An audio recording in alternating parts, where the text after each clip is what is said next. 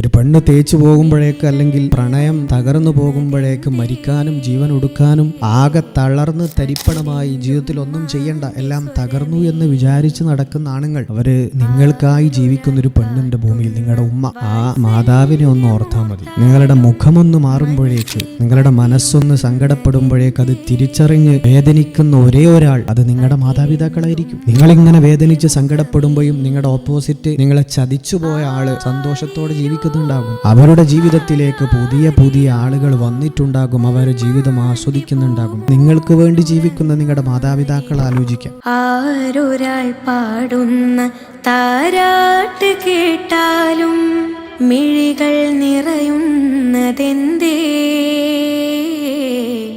അതിലെന്റുമ്മാന്റെ സ്വരമേ. ആരൊരാൾ കാട്ടുന്ന വാത്സല്യമൂർത്തി